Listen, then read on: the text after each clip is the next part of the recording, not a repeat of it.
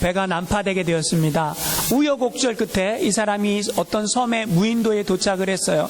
혼자 무인도에 사는 거죠. 혼자 무인도에 살면서 시간이 지나갑니다. 1년, 2년 시간이 지나갑니다.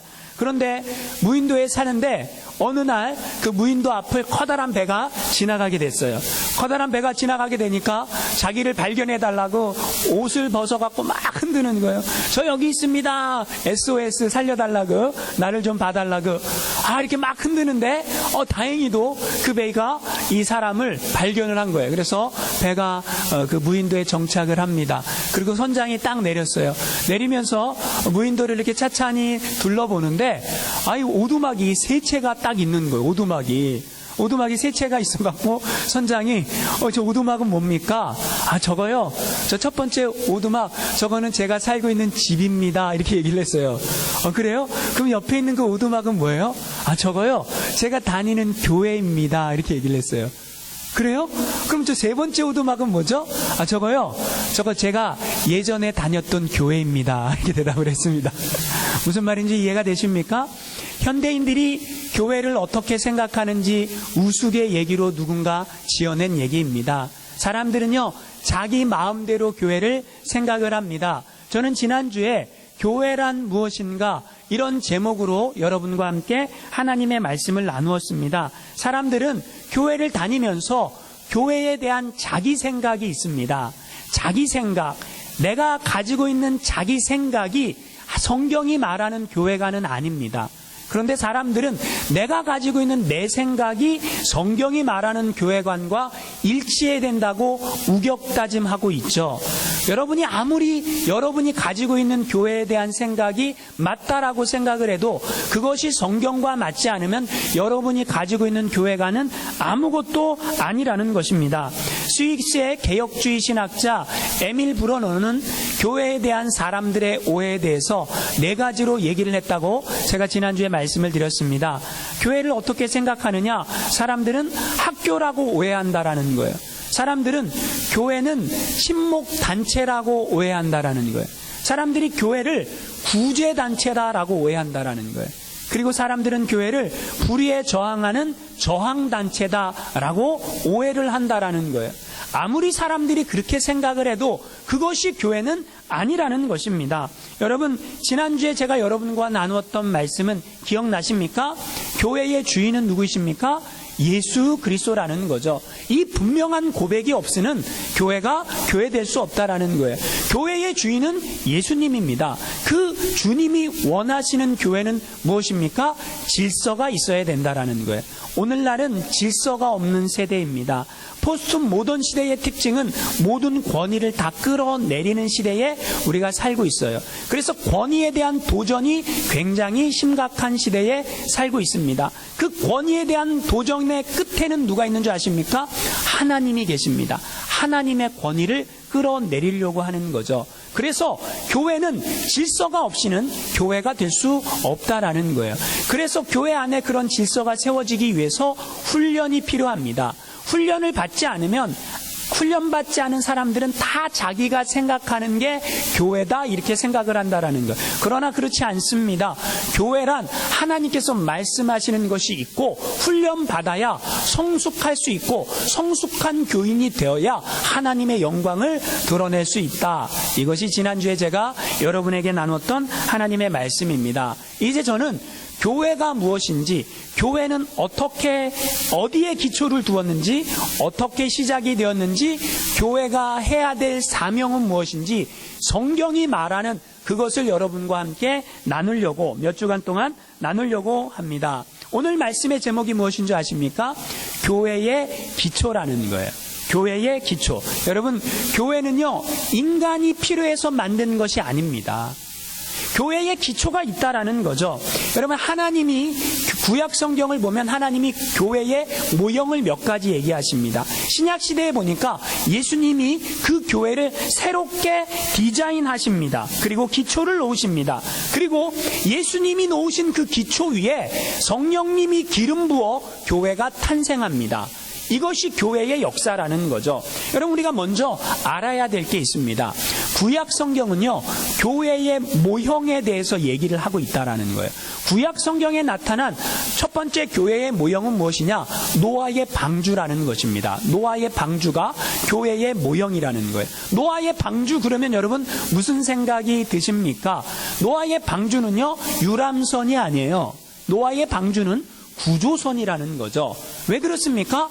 거기에 탄 사람과 거기에 탄 동물들만 죽음에서 구원을 받았기 때문에 그렇습니다. 그래서 많은 사람들이 오늘날 교회도 노아의 방주와 같이 구조선의 역할을 해야 된다라고 생각을 합니다. 근데 여러분, 노아 방주 타고 몇 년 동안 거기 있었습니까? 약 1년 정도 방주 안에 있었습니다. 좋았을까요? 여러분, 다른 건 모르겠는데 사람들은 참 힘들었을 거예요. 왜 힘들었을까요? 동물들이 많이 있습니다. 걔네 먹여야죠. 그 다음 걔네가 먹기만 하겠습니까? 먹으면 뭐 하죠? 싸죠. 먹으면 쌉니다. 그런데 이게 냄새가 난다라는 거죠. 교회의 모습이 뭐냐? 여러분, 교회는요, 우리가 생각하는 교회는 무슨 교회를 생각합니까? 완전한 교회, 완벽한 교회, 흠이 없는 교회, 그런 교회를 생각을 해요. 그런데 성경이 말하는 교회는 뭐예요? 냄새 난다 이거예요. 교회의 모습은 뭐냐? 냄새 난다. 문제가 있다 이거죠. 여러분, 많은 사람들이 완벽한 교회를 꿈꿉니다. 근데 여러분, 완벽한 교회 여러분 다닐 수가 없어요. 왜냐하면 여러분이 그 완벽한 교회가 존재하지도 않지만 그 교회에 가는 순간 그 완벽은 깨져버려요. 누구 때문에요? 나 때문에. 왜요? 내가 완벽하지 않으니까. 여러분, 그걸 알아야 된다라는 거죠. 교회는 불완전합니다. 교회는 냄새납니다. 많은 문제들이 있습니다. 그럼에도 불구하고 교회는 해야 될 역할이 있는데 그게 뭐냐? 구원의 방주, 노아의 방주, 방주의 사명을 감당해야 된다라고 성경은 말하고 있다라는 거죠. 구약 성경에 나타난 교회의 또 다른 모형이 있습니다. 광야의 교회예요. 광야의 교회. 여러분, 광야의 교회는 누가 경험한 교회입니까? 이스라엘 백성들이 애굽에서 나와서 경험했던 교회입니다. 그런데 여러분, 이 교회는 특징이 있어요. 다 구원을 받았어요. 다 구원을 받았는데 하나님이 뭐 하십니까? 광야로 보내셨다라는 거예요. 몇 년 동안 보내십니까? 40년 동안 보냈다라는 거예요. 여러분, 우리가 신앙이 어떻게 성숙합니까? 가만히 있는다고 신앙이 성숙하지 않습니다. 말씀을 안 읽으면 성숙 안 해요. 기도하지 않으면 성숙 안 해요. 아니요, 그거보다 더 중요한 게 있습니다. 여러분의 인생 가운데 광야가 없이는 살아계신 하나님을 경험할 수가 없다라는 거예요. 우리는 광야가 없기를 원해요. 그러나 광야가 없으면 우리는 정결한 신앙인, 거룩한 신앙인으로 세워질 수 없다라는 겁니다. 광야를 지날 때 꼭 기억해야 될 게 있어요. 그게 뭐냐면 광야는 무엇으로 통과합니까? 믿음으로 통과한다라는 거예요. 믿음이 없이는 절대로 광야를 통과할 수 없다라는 거죠. 여러분, 이것을 알아야 된다라는 거예요. 성경이 말하는 교회의 세 번째 모형이 있습니다. 그게 뭐냐? 예루살렘 성전의 모형이 있다라는 거예요. 예루살렘 성전에서 무엇을 합니까? 짐승을 잡아서 피 흘려서 제사를 드리고 그 피 흘림 때문에 우리의 죄가 용서받고 하나님께 나아가는 길이 열렸다라는 거예요. 똑같습니다. 오늘날 우리가 피 흘림의 제사를 드리지는 않지만 예수님의 십자가 보혈의 은혜가 임해야, 그래야 우리가 하나님 앞에 나아갈 수 있는 길이 열린다라는 것입니다. 여러분, 제가 지금 구약 성경의 교회의 모델에 대해서 몇 가지를 얘기를 했습니다. 그러면 이 구약의 교회가 이 사명을 감당을 했을까요? 아니라는 거죠. 하나님은 원하셨는데 제사장 나라의 사명을 이스라엘 백성이 감당하지 못했다라는 거예요. 그래서 하나님이 친히 인간의 몸을 입고 이 땅에 내려오십니다. 내려오셔서 뭐 하십니까? 하나님이 원하시는 그 열방을 품고 열방을 향해 복음을 전하는 교회를 하나님께서 디자인하시고 예수님이 세우신다라는 거죠. 여러분, 예수님이 원하셨던 교회가 있어요. 믿습니까? 여러분이 원하는 교회가 아니라 예수님이 원하시는 교회가 있다라는 거예요. 자, 그런 교회는 어떤 교회일까요? 부자 교회일까요? 가난한 교회일까요? 많이 배운 교회일까요? 못 배운 교회일까요? 구제를 많이 하는 교회일까요? 선교하는 교회일까요? 예배를 드리는 교회일까요? 어떤 교회일까요? 예수님이 원하시는 교회가 있다라는 거죠. 그것을 성경은 말해주고 있습니다. 성경이 말해주고 있지 않으면 우리는 모르죠. 근데 예수님이 원하시는 교회의 그 모습, 그것을 성경은 말해주고 있다라는 거예요. 자, 여러분, 예수님이 디자인하시고 교회의 기초를 놓으십니다. 그래서 교회가 시작되는 거예요. 자, 예수님이 디자인하시고 교회의 기초를 놓으는데, 주님이 디자인하시는 교회의 가장 중요한 것은 무엇이냐? 세상의 한복판에 세워졌다라는 거예요. 자, 우리 오늘 13절 말씀 같이 한번 읽어보겠습니다. 13절 시작. 예수께서 빌립보 가이사라 지방에 이르러 제자들에게 물어 이르되 사람들이 인자를 누구랴 하느냐? 여러분, 교회가 어디에 세워집니까? 세상의 한복판에 세워진다라는 거예요. 이게 무슨 말일까요? 여러분, 중세의 기독교가 타락하니까 교회가 어디로 갔는 줄 아십니까? 예, 산으로 갔어요. 중세 기독교가 타락하니까 산에 가갖고 수도사들이 거기에 기도원, 수도원 세우고 거기에서 농사 지으면서 청빈하게 사니까 그 생각이 오늘날까지 미쳐서 사람들은, 목사님들은, 성직자들은 청빈하게 살아야 돼 라고 생각을 합니다. 그것은 성경적이지 않습니다. 수도원적인 사상에서 흘러나온 생각일 뿐이죠. 그래서 교회가 산에 세워져야 됩니까? 중세는 교회가 타락하니까 거기로 올라갔어요. 근데 예수님이 원하시는 교회는 어디다 세워져야 될까요? 예수님이 원하시는 교회는 마태복음 5장 13절에 이렇게 말씀하고 있습니다. 한번 같이 읽어보겠습니다. 마태복음 5장 13절 14절 시작. 너희는 세상의 소금이니 소금이 만일 그 맛을 잃으면 무엇으로 짜게 하리요? 후에는 아무 쓸데없어 다만 밖에 버려져 사람에게 밟힐 뿐이니라. 너희는 세상의 빛이라. 산 위에 있는 동네가 숨겨지지 못할 것이요. 자, 예수님이 말씀하시는 것은 너희는 세상의 소금이라는 거예요. 너희는 세상의 빛이라는 거예요. 자, 그러면 교회는 어디다 세워져야 됩니까? 세상의 한복판에 세워져야 된다라는 거죠. 오늘 본문이 시작되는 것도 어디에 시작됩니까? 예, 가이사라 빌립보 가이사라에 시작이 됩니다. 여러분, 빌립보 가이사라가 어디 있는 줄 아십니까 혹시? 빌립보 가이사라가 어디 있을까요? 헬몬산 자락에 있다라는 거죠. 헬몬산 자락에 있는 도시가 빌립보 가이사라라는 도시예요. 근데 여러분, 이 도시의 이름이 신기하지 않습니까? 재밌죠? 이 도시의 이름이 뭐예요? 예, 빌립보 가이사라. 이게 뭘까요 도대체? 두 사람의 이름이 합쳐진 거예요. 자, 여러분 뭐라고요? 제가 지금 뭐라 그랬어요? 도시 이름이 두 사람의 이름이 합쳐졌어요. 자, 첫 번째는 누굽니까? 예, 가이사는 누구예요? 로마 황제의 이름과 빌립은 여기서 말하는 빌립은 누구냐면 헤롯 빌립이에요. 갈릴리 분봉왕이었던 헤롯 빌립. 가이사와 빌립이 합쳐져서 도시 이름이 뭐가 됐어요? 가이사라 빌립보 가이사라라는 도시가 됐다라는 거예요.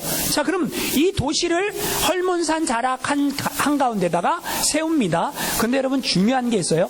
도시의 이름에 지금 누가 들어갔어요? 가이사는 누구라고요? 로마 황제의 이름이 들어가는 도시는요, 아무렇게나 지을 수 없다라는 거예요. 황제의 이름을 붙이기 위해서 어떤 선행 조건이 있어야 돼요. 그 첫 번째가 뭐냐? 그 황제의 이름에 걸맞는 도시 규모여야 된다라는 거예요. 인구도 제법 있어야 되고요. 도시도 제법 규모가 있어야 황제의 이름을 갖다가 쓸 수 있다라는 겁니다. 자, 두 번째 조건이 있는데 반드시 그 도시에는 황제의 신상을 세워놔야 돼요. 그 도시의 가장 높은 곳에 황제의 신상을 세워놔야만 그 황제의 이름을 갖다가 쓸 수 있다라는 것입니다. 그러면 지금 이 가이사라 빌립보 이 지역은 어떤 지역입니까? 예, 로마의 황제의 신상이 세워져 있어요. 그리고 과거에 그 지역은 수리아였어요. 수리아의 그 지역이 수리아였는데 거기에 바알 신전이 14개나 있습니다. 바알 신전이 14개가 있다라는 얘기는 뭐냐면 음란한 성적인 행위가 그 신전 안에서 이루어지고 있었던 음란한 도시, 우상 숭배의 도시, 거기에 지금 누가 왔어요? 예수님과 제자들이 왔습니다. 그리고 예수님이 그 도시 한복판에서 무엇을 얘기하는 것입니까? 교회가 어디다 세워져야 되느냐? 바로 이렇게 음란하고 타락하고 어두워져 있는 이곳에 나의 교회가 세워져야 된다라고 예수님께서 말씀을 하고 있다라는 것입니다. 할렐루야. 오늘 우리도 이 세상에 살아가고 있어요. 이 세상의 한복판에 우리 한마음 교회가 세워졌습니다. 할렐루야. 그것이 하나님의 뜻이라는 것입니다. 여러분, 주님이 디자인하시는 교회 첫 번째가 뭐라고요? 세상의 한복판에 세워져야 됩니다. 그러면 두 번째는 무엇일까요? 주님이 디자인하시는 교회, 예수님이 누구신지를 분명하게 알아야 됩니다. 예수님이 누구신지를 알아야. 13절 말씀 다시 한번 읽어보겠습니다. 13절 시작. 예수께서 빌립보 가이사라 지방에 이르러 제자들에게 물어 이르시되 사람들이 인자를 누구라 하느냐. 여러분, 예수님이 제자들에게 질문을 하십니다. 뭐라고 첫 번째 질문을 하냐면 사람들이 인자는 누구죠? 예수님을 누구라 하느냐라고 질문을 합니다. 사람들이 예수님을 누구라 하는가? 이 질문에 제자들은 금방 대답을 합니다. 그게 14절입니다. 한번 읽어보겠습니다. 시작. 이르되 더러는 세례 요한, 더러는 엘리야, 더러는 예레미야나 선지자 중에 하나라 하나이다. 지금 사람들이 예수님에 대해서 몇 가지로 얘기를 했어요. 여러분, 다른 사람 얘기하는 거 참 쉽죠? 다른 사람 얘기하는 거 너무 쉽습니다. 내 얘기하는 거 어렵습니다. 신기하죠? 제자들도요, 사람들이 나를 누구라 하느냐라고 예수님이 물으니까 금방 대답합니다. 뭐라고 대답해요? 세례 요한. 헤롯은요, 예수님이 회개하라 천국이 가까웠다라고 세례 요한하고 똑같은 메시지를 전하니까 헤롯은 세례 요한이 살아난 거 아니냐라고 생각을 했다라는 거예요. 예수님이 병자를 고치고 귀신을 쫓아내고 물 위를 걷고 기적을 일으키니까 사람들은 엘리야가 살아나는 것 아니냐, 엘리야다라고 얘기를 했다라는 거예요. 예수님이 예루살렘 성전을 보시면서 눈물을 흘리고 불쌍한 영혼들을 보면서 눈물을 흘리니까 사람들은 눈물의 선지자 예레미야 아닌가라고 생각을 했다라는 거예요. 사람들은 예수님을 선지자 중에 한 사람 정도로 생각을 했다라는 거예요. 그 이야기를 제자들은 얘기를 합니다. 자, 여러분, 이 말씀을 잘 들어보십시오. 사람들이 하는 그 얘기가 예수님이 맞습니까? 틀립니까? 틀렸다라는 거예요. 예수님은 그런 분이 아니라는 거예요. 사람들이 말하는 그런 분이 예수님이 아니라는 거예요. 그건 누구의 생각일 뿐입니까? 사람들의 생각일 뿐이라는 거예요. 사람들은요, 자기가 보고 자기가 깨달은 대로 말합니다. 생각합니다. 그리고 그게 맞다라고 주장한다라는 거예요. 사람들이 보는 게 예수님이 아니라는 거예요. 여러분, 오늘날도 똑같습니다. 사람들은요, 예수님에 대해서 잘 모르니까 함부로 얘기합니다. 교회에 대해서 모르니까 함부로 얘기합니다. 그리고 이래야 된다 저래야 된대 내 마음대로 생각하고 판단합니다. 그렇다라고 해서 예수님이 여러분 사람들이 판단하는 그분이 아니고 교회가 사람들이 판단하는 그런 곳이 아니라는 거죠.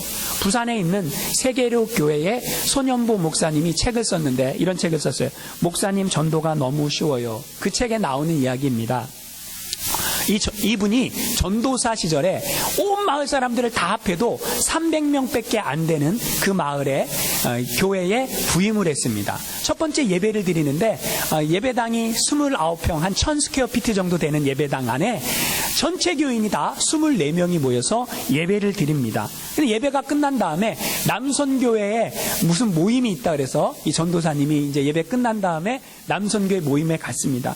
총무 되시는 집사님이 나와갖고 보고를 하는데 이런 얘기를 합니다. 우리가 예년과 달리 이번에 임원이 선출되자마자 원대한 큰 꿈을 안고 월 회비 5,000원씩을 걷어갖고 강아지를 한 마리 샀습니다.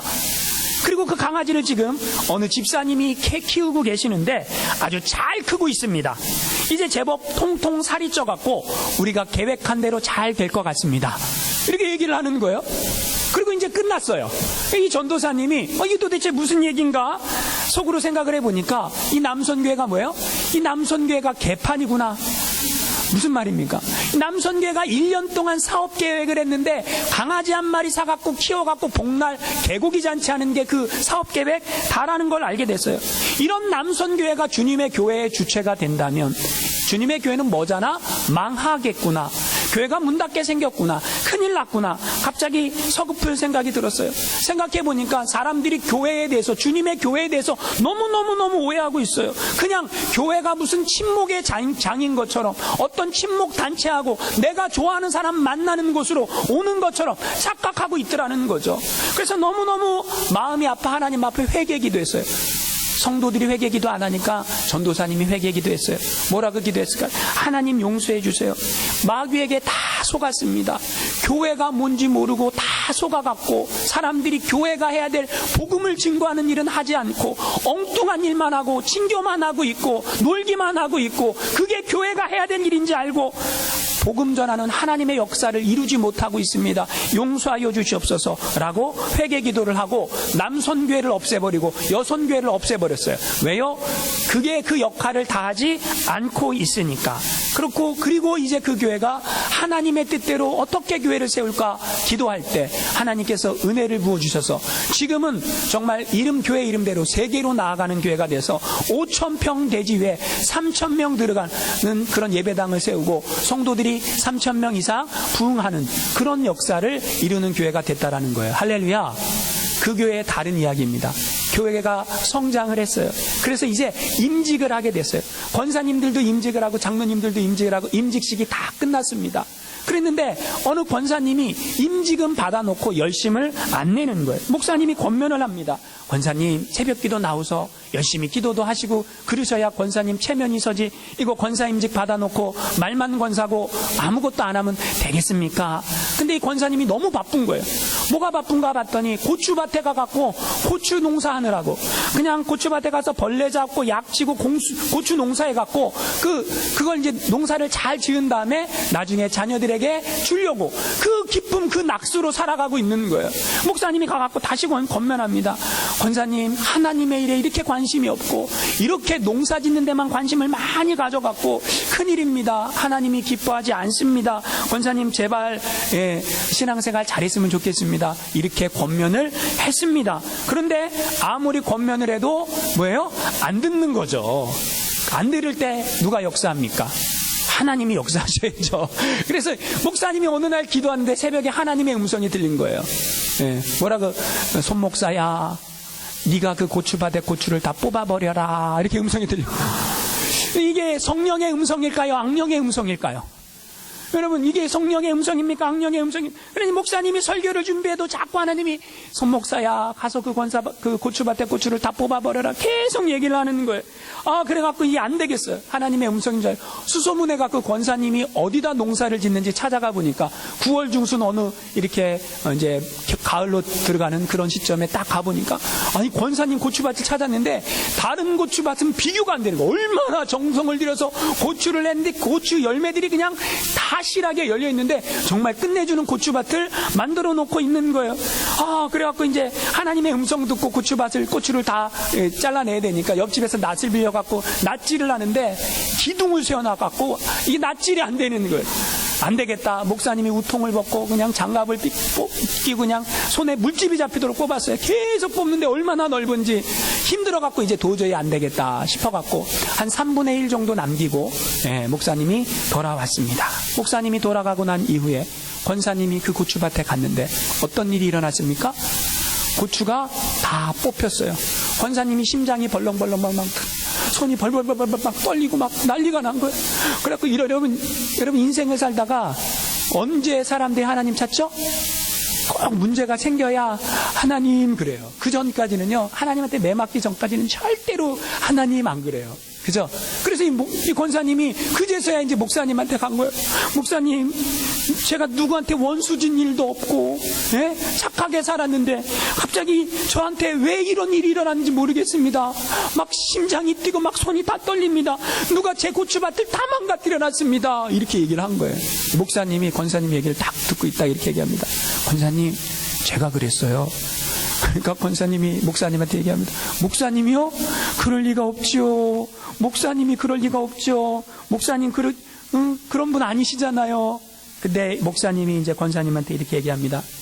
권사님, 지금 고추밭 때문에 심장이 벌렁거리고 손이 떨린다 그랬는데, 권사님 예수 믿고 난 이후에 심장이 그렇게 막 뛴 적 있습니까? 예수 믿고 난 다음에 예수님이 너무 좋아갖고 그렇게 행복했던 적 있습니까? 한 번만이라도 예수님 때문에 심장이 뛴 적 있습니까? 이렇게 얘기를 하는데 갑자기 하나님의 성령의 역사가 그 권사님에게 딱 임하니까 이 권사님이 무릎을 딱 꿇고 목사님한테 얘기합니다. 목사님, 정말 제가 잘못했습니다. 그 고추가 뭐라고 내가 지금까지 온갖 정성을 들여서 그렇게 했는지, 하나님께 정성을 들이지 못하고 그 고추에 정성을 들이며 그렇게 살았는지 죄송합니다. 사과를 하고 회개를 합니다. 그 다음날 새벽에 이 권사님이 새벽기도 나왔어요. 할렐루야. 그냥 나온 게 아니에요. 누군가 한 사람을 데리고 나왔어요. 근데 가만 보니까 그 사람은 교회 다닌 지 3개월밖에 되지 않은 초신자가 나온 거예요. 초신자가 나와갖고 거기 앉아서 예배를 드리고 있는 거예요. 여러분, 새벽기도 안 나오시던 분이 나오면 이상한 법 아닙니까? 그래서 목사님이 그 사람한테 가갖고 물어봤어요. 아니, 무슨 일 있으시냐고 이렇게 물어보니까 그분이 조용히 얘기합니다. 목사님, 사실은요, 저도 권사님 고추밭 옆에 고추밭이 있습니다. 무슨 말이에요? 권사님 고추 다 뽑혔다라는 얘기 듣고 자기 고추도 다 뽑힐까봐 무서워서 미리 뭐예요? 자진납세한 거죠. 자진납세. 예. 그래서 새벽 기도를 나왔다. 여러분, 사람들이요, 교회가 무엇인지 예수님이 무엇인지 모르면요, 자기 마음대로 생각합니다. 자기 멋대로 해석하고 자기 마음대로 짓거리고, 그리고 그게 교회다라고 생각을 합니다. 아닙니다. 여러분, 예수님을 모르는 사람들은 뭐라고 얘기했습니까? 예수님을 세례 요한이다, 엘리야다, 선지자다. 예수님이 그런 분은 아니라는 거죠. 예수님은 구세주, 우리의 구원자, 생명의 주님인 줄 믿으시기 바랍니다. 교회가 내 맘대로 생각한다고 그게 교회는 아니라는 거죠. 교회가 분명한 기초가 있다라는 거죠. 자, 예수님이 두 번째 질문을 하십니다. 뭐라고 질문을 하십니까? 15절 말씀 읽어보겠습니다. 시작. 이르시되 너희는 나를 누구라 하느냐. 여러분, 중요한 게 있습니다. 자, 예수님의 첫 번째 질문은 뭐죠? 사람들이 나를 누구라 하느냐. 여기 이렇게 질문했어요. 예수님의 두 번째 질문은 무엇입니까? 너희는 나를 누구라 하느냐, 이렇게 질문합니다. 자, 질문의 포인트가 어디 있을까요? 첫 번째 질문일까요? 두 번째 질문일까요? 두 번째 질문의 포인트가 있습니다. 두 번째 질문은 무엇입니까? 사람들이 뭐라고 질문해도 상관없다라는 거예요. 왜요? 너희들이 나를 누구라고 생각하는가? 거기에 예수님의 관심이 있다라는 거죠. 여러분, 한국 사람들은요, 체면 문화를 살아갑니다. 체면 문화. 체면이 너무너무 중요해요. 사람들이 나를 어떻게 볼까? 사람들이 우리 집안을 어떻게 볼까? 여기에 관심이 많다라는 거죠. 제가 한국에 있을 때 어떤 여자 집사님이 그런 얘기를 하는 거예요. 우리 남편은 진짜 몹쓸 인간이라는 거예요. 몹쓸 인간. 나쁜 인간이라는 거예요. 근데 아무리 봐도 그 남편은 몹쓸 인간이 아니에요. 얼마나 착한지 몰라요. 흉잡힐 만한 사람이 아니에요. 얼마나 교회 봉사도 열심히 하는지 몰라요. 힘든 일 열심히 합니다. 다른 사람, 어려운 사람 도와줍니다. 그렇게 살아가는 거예요. 그래서 이해가 안 돼서, 아니, 이렇게 좋은 집사님인데, 이렇게 좋은 남편인데 왜 나쁘다라고 이렇게 흉을 보십니까? 그랬더니 그 여자 집사님이 하는 얘기는 밖에서만 그래요, 그러는 거예요. 무슨 말입니까? 밖에서는 천사라는 거예요. 다른 사람한테는 너무 잘해준다라는, 다른 사람 어려운 일은 발벗고 나서서 도와주고, 다른 사람 일이라면, 교회 일이라면 어떤 것도 하는데 뭘 안 하는 거예요? 집에서는 손 하나 까딱 안 한다는, 집에서는 부인이 다 하는 거예요. 왜 그럴까요? 너무 체면 문화에 살아간다라는 거죠. 한국 사람들이 중요하게 생각하는 것은 다른 사람들이 나를 어떻게 볼까? 다른 사람이 우리 집안을 어떻게 볼까? 이게 중요하다라는 거죠. 그런데 여러분, 그게 중요합니까? 아니라는 거죠. 여러분, 뭐가 중요하냐면 내 가족이 나를 어떻게 볼까? 이게 더 중요하다라는 거죠. 제가 목회를 하면서 성도들의 눈에 비친 목사의 모습이 있습니다. 어떤 성도님들은 이렇게 얘기합니다. 목사님, 좋은 분이에요. 목사님, 저에게 생명 대신 예수 그리스도의 복음을 전해주신 감사한 분이죠. 어떤 분들은 하나님의 나라를 위해서 애쓰고 수고하고 헌신하는 분이라고 얘기합니다. 어떤 분들은 열심히 기도하는 분이라고 생각해요. 그런데 어떤 분들은요, 하나님의 돈을 자기 마음대로 가져다 쓰는 나쁜 놈이라고 생각하는 분들도 있다라는 거죠. 목사가 아무리 정직하게 행동을 하고 말을 해도 안 믿어요. 안 믿고 뭐라고 얘기합니까? 나쁘다. 여러분 선교 가면, 여러분 제가 선교 가면 선교 가는 것 같아요? 놀러 가는 것 같아요? 어떤 분들은 선교를 빙자해서 놀러 간다라고 생각을 합니다.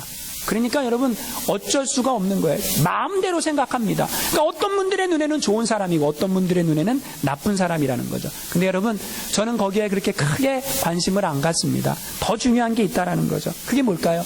내 가족에게 나는 어떤 모습일까? 이게 더 중요하다라는 거예요. 내 아내가 나를 바라봤을 때 내가 진짜 목사일까? 내 아내가 바라보는 내가 정말 목사일까? 그렇다면 전 목사라는 거예요. 제 자녀들이 나를 어떻게 볼까? 내 자녀가, 나와 함께 사는 나의 자녀들이 나를 우리 아버지는 정말 목사야 라고 볼까? 이게 더 중요하다라는 거죠. 예수님이 말씀도 똑같습니다. 예수님이 뭐라고 말씀하십니까? 사람들이 나를 어떻게 생각하느냐? 그거 그렇게 중요하지 않다라는 거예요. 왜요? 지금 예수님과 함께 동거동락하는 제자들이 바라본 예수님, 그 모습이 더 중요하다라는 거예요. 왜 예수님은 이 질문을 하십니까? 제자들은 예수님과 함께 동거동락하고 있는데 예수님이 지금까지 한 그 사역, 예수님이 하신 그 사역이 어떤 사역이는가? 그것을 제자들이 말하는 그 말 속에 규명돼야 됩니다. 예수님은요, 이 땅에 오신 목적이 있어요. 예수님은 이 땅에 어떤 사역을 하러 오셨습니다. 우리는 이 땅에서 살아가는 동안 살려고만 해요. 그러나 예수님은 처음부터 목적을 가지고 죽으러 오셨다라는 거죠. 많은 사람들의 대속물로 자기를 주러 오셨다라는 거죠. 그래서 예수님이 그것을 아는지 모르는지 예수님의 사역에 분명한 그것을 제자들에게 물어보는 거예요. 너희는 나를 누구라 하느냐라고 질문을 하십니다. 여러분, 그런데 이 질문에 대답을 못하는데 한 제자가 대답을 합니다. 누가 대답을 합니까? 베드로가. 어떻게 대답을 합니까? 16절에 이렇게 대답을 합니다. 16절 말씀 읽어보겠습니다. 시작. 시몬 베드로가 대답하여 이르되 주는 그리스도시요 살아계신 하나님의 아들이시나이다. 여러분 뭐라고요? 주는 그리스도시요 살아계신 하나님의 아들이십니다. 여러분 시몬 베드로가 이렇게 고백을 합니다. 여기에서 시몬 베드로가 고백한 것은 두 가지입니다. 첫 번째 뭐예요? 주는 그리스도시라는 거예요. 여기서 말하는 주, 헬라어 원문에 보니까 수라고 나와 있어요. 이 수라는 단어가 뭐냐? 당신이라는 단어예요. 자, 당신은 그리스도이십니다. 이걸 히브리어 원어로 보면 그리스도는 메시아, 구원자라는 의미입니다. 자, 여러분, 잘 생각해 보세요. 지금 예수님이 어디에서 질문을 했어요? 세상의 한복판, 황제의 신상이 서 있는 세상의 한복판, 타락한 도시 한가운데서 제자들에게 질문을 합니다. 베드로가 대답을 합니다. 베드로가 대답을 하는 이 고백이 너무 중요해요. 왜 중요합니까? 지금 베드로가 말하는 의미가 뭐냐? 세상은 당신을 주목하지 않습니다. 이 얘기예요. 세상이 주목하는 건 로마 황제의 신상을 주목합니다. 황제의 권력을 주목합니다. 황제의 힘을 주목합니다. 그러나 나는 주님을 주목합니다. 이거예요. 할렐루야. 세상 사람들의 온통 관심이 어디에 있습니까? 로마 황제의 권력과 힘, 거기에 사람들은 관심이 있고 그것을 주목하며 살아갑니다. 그러나 내가 지금 주님 앞에 고백하는 것, 세상 사람들이 다 로마 황제가 주인이라고 고백을 하고 로마 황제가 권력자라고 고백을 하고 할지 모르지만 나는 당신이 나의 구세주이심을 믿습니다. 이 고백이라는 거예요. 할렐루야. 여러분, 우리는 세상 한복판에 살고 있습니다. 근데 나는 오늘 예수님을 뭐라고 고백을 하십니까? 주는 그리스도시라고 고백을 할 수 있습니까? 이 고백이 있어야 된다라는 거죠. 두 번째 고백을 합니다. 그리스도시요 살아계신 하나님의 아들이십니다 라고 고백을 합니다. 여러분, 예수님과 제자들을 한번 상상해 보세요. 지금 세상의 한복판 빌립보 가이사라 그 지역에 있어요. 근데 예수님의 모습이 어떨까요? 휘황찬란한 왕궁의 옷을 입고 있습니까? 아니요. 성전 왕궁의 문지기보다 못한 그런 옷을 입고 있는 예수님, 초라하기 그지없는 예수님, 그 예수님을 향해 지금 뭐라고 고백을 합니까? 살아계신 하나님의 아들이십니다 라고 고백을 합니다. 여러분, 이 고백이 너무너무 중요해요. 왜냐하면 베드로의 신앙이 거기에 담겨져 있기 때문에 그렇습니다. 그것은 무엇입니까? 베드로의 신앙의 고백이라는 거죠. 여러분, 세상의 원리는 어떻게 돌아갑니까? 힘의 원리로 돌아갑니다. 세상은 누구를 존경합니까? 누구를 추종합니까? 힘이 있고 권력이 있고 돈 있는 사람, 그 사람을 추종하고 따라갈 수밖에 없다라는 거예요. 그런데 베드로는 뭐라고 고백을 합니까? 아니요, 사람들은 다 초라하게 볼지라도 나는 예수님 당신이 나의 주님이시며 당신이 살아계신 하나님의 아들이신 것을 나는 믿습니다 라고 고백을 하고 있다라는 거죠. 할렐루야. 여러분, 이게 너무너무 중요한 이유가 뭔지 아십니까? 교회가 어떻게 기초를 놓습니까? 교회가 어떻게 기초를 놓냐면 이 신앙의 고백 위에 기초를 놓는 거예요. 이 신앙의 고백이 없다면 여러분 신앙인이 아닙니다. 교회에 나왔는데 예수님은 나의 주님이십니다, 살아계신 하나님의 아들이십니다라고 고백할 수 있는 고백이 없다면 우리는 신앙인이 아닙니다.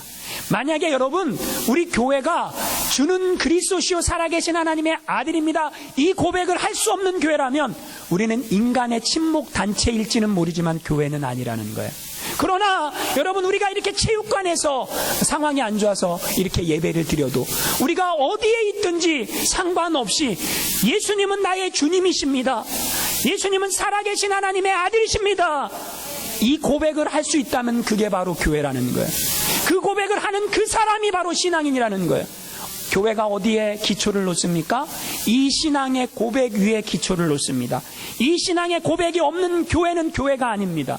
이 신앙의 고백이 없는 사람은 신앙인이 아닙니다.